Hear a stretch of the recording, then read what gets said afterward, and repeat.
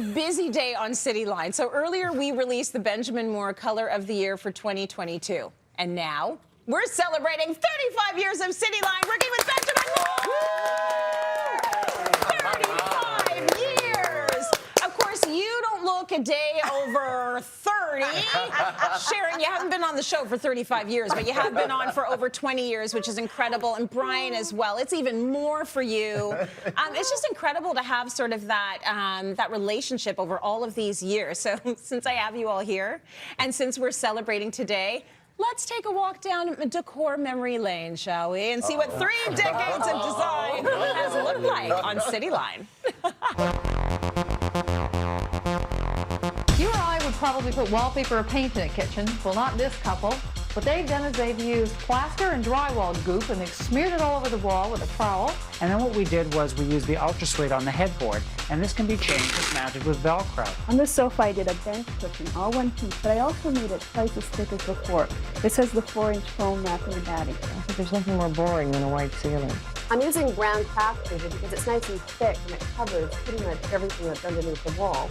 But you could use old phone books or love letters. When you're rolling the fresh dirt on it, it's important not to have it slide. You actually want the roller to go quite smooth and consistent. What I did is I used 12-inch squares and I alternated them, shiny, flat, shiny, flat. For the border, we cut out sponges and in hockey sticks and pucks. So what I want to do here is just drag it onto the wall in a vertical motion like this. So give the appearance of water. Well, when I looked at these pictures, this is one of those rooms that's so out, it's back in. Very good. Welcome to home day. What really makes this space exciting are the accent colors. Over on the far wall, we use the really dark green. Great color for an eating area, and we've helped tie it in with a copper backsplash throughout the kitchen area. And what we've done for the backsplash is mirror. And it's really a very practical material because there's no grout lines like you get in tile. So it's very easy to clean, just a little Windex and it's done. So take a look. The powder room is the one room in the house that you can be absolutely certain everybody's going to see. So it's really important to style it accordingly. And what we did was we wanted the illusion of 2 doors. So this is a false door, it's really a wall behind it, and this is the active door. You can actually use this space in here. There's lots of it, so it's functional. A great colorful room for a child. He's going to love feeling like he's underwater, and it's really easy for the parents to do. 1 second, I need your scarf. Well, first of all, this whole area is lavender. We've got lavender here from the corner on an angle all the way across. But I have to wear this during this set. Yeah. That's what you need. That is what you need. Now you're perfect. I love this piece. Yeah, thank you. Oh my gosh. I miss having a live audience. I know. I miss that. It is so incredible to look back at that. We've painted everything that can't move. We've painted fridges and counters and underwater scenes. Sharon, please, talk to me a little bit. How would you describe the past 3 decades when it comes to paint and decor? Okay, well, before I saw that, I was going to say, I do find that what goes around comes around, right? Sometimes.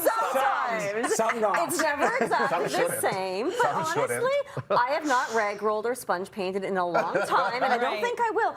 But still, that idea of experimentation and personalizing your space, color blocking and painting furniture, all of that is kind of like the faux finishing of the 21st century, right? So it's just, we just experiment a little differently and express ourselves differently. I agree with that 100%. So it's not going to come back in the, I'm going to create a fake paint brick for my backsplash, but it's going to come back in a way where we're focused on the artisan. We're focused on the DIY. We're focused on the Etsy, you know what I mean? So very, very cool.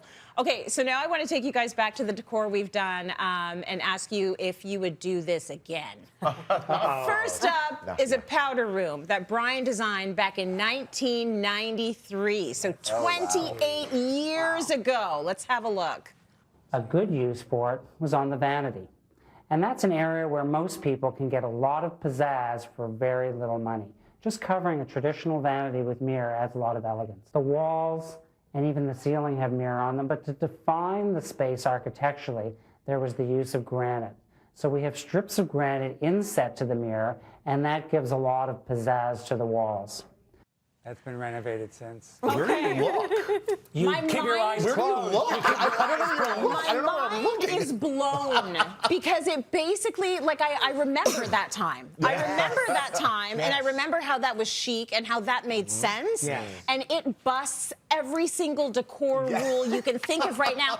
We have come a long way, Yeah, baby. thankfully. It was on the ceiling, Brian. It was on the ceiling. Exactly. It was. I'm happy that bathroom doesn't exist anymore. We redid that one. What was happening in that you bathroom did. that there was a mirror on the ceiling, though? It was, it was. Yes. What was going on in that bathroom? You know why?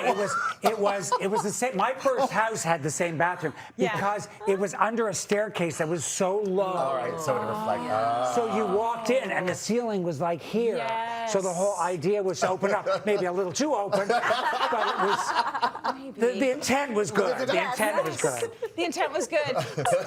Oh my gosh. Okay, I have another one, and really none of you is responsible for this one. Take a look. Uh-oh.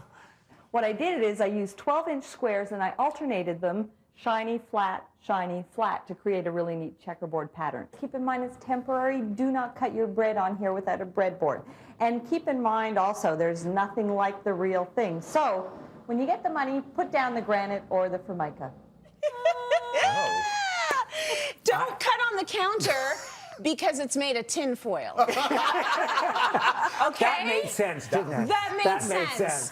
Here's the thing. Okay, so the aluminum foil squares, like we look at it now, and it might look insane.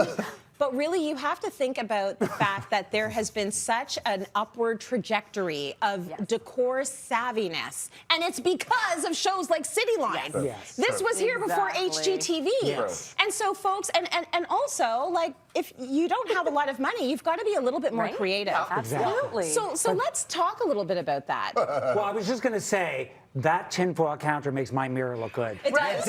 Yes. It does. That distracted It from does. Because the mirror is actually like a solid surface. You can cut on it. You can touch it without messing it up. Has there ever been a time when you've sort of used, leaned on a DIY project in order to save a bit of money? Because the reality is people don't have money. That was my first house. My first house, I remember it had a bathroom that had a terrible floor. And I went to IKEA and I bought 12 by 12, why Sizal, but Sizal carpet tiles. And I said to myself, I am not going to sleep until this bathroom floor is done. Yeah. And I stayed up till like 2 or 3 in the morning cutting around the toilet and around the vanity. I was so proud of myself. So As you should have been. It was good. Yes. How did that Sizal feel underfoot when you weren't wearing any shoes or I like socks? it. I like Did you love it? My feet are so smooth. I was going to say, it's like a pedicure every time you walk in You there. just go like, Yes. right? That's really good. I think that, it's an interesting thing. It's an exciting thing to see how far people have come with decor. But in a way, it's also like, what about the folks that want to be a little bit creative and have some fun outside of the box? Exactly. Like, I feel like we have to leave room for that, True. right? So, T, come on in here. She's got a bit of a surprise for Sharon. Congrats on 35 years! Look at that. Hey. Oh my goodness, 35 years of Benjamin Moore, 35 years of color announcements, 35 years of color of the year, and we have got you this beautiful cake, T. Thank you for bringing it in. This is from Intoxicake, a beautiful cake maker, and I feel like she nailed it. You've got beautiful paint chips there and all of the colors. Sharon, we're so happy to have you as part of the Cityline family. Same with you, Bri. Same with you, Shai. But I just think it's really a true testament to the power of color and the power of relationships. Yes, exactly. These viewers love you because you've been contributing since day one, and it can be everything from sponge paint to the beautiful color of the year. We love you, Sharon, Thank you, and Trace. we It's so love that you're exciting. with us. Awesome. Yes. Thank you so much.